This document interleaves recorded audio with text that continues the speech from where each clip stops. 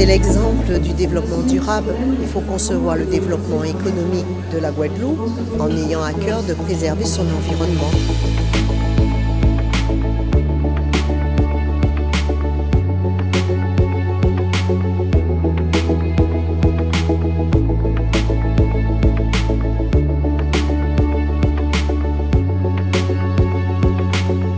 La particularité de cette usine, c'est qu'elle va permettre en fait à la population d'avoir des bouteilles pour le jus, l'eau, des contenants pour leurs épices ou pour le sucre ou pour de la confiture avec une fabrication locale de façon à ce qu'on puisse répondre localement à la demande des producteurs. Et la région Guadeloupe nous a suivis et nous a permis effectivement de réaliser cette belle usine.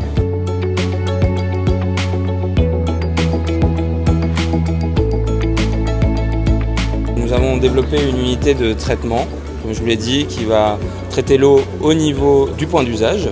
Et nous avons différentes successions de filtres qui vont traiter et sécuriser l'eau. Et puis une unité de reminéralisation au point d'usage qui va nous permettre d'avoir une eau saine. Donc aujourd'hui, nous avons un partenariat avec BioWithYou et c'est BioWithYou qui va commercialiser ces unités. Elles vont être mises à disposition des collectivités, des établissements recevant du public et également des entreprises où il y a beaucoup de passages par exemple.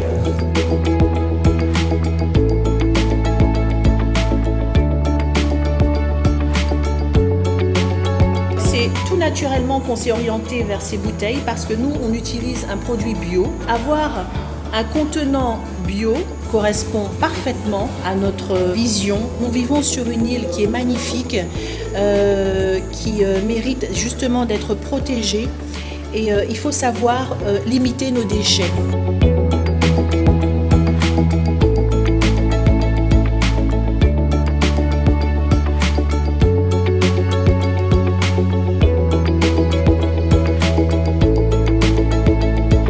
L'Europe exige qu'en 2030, 90% du plastique soit recyclé.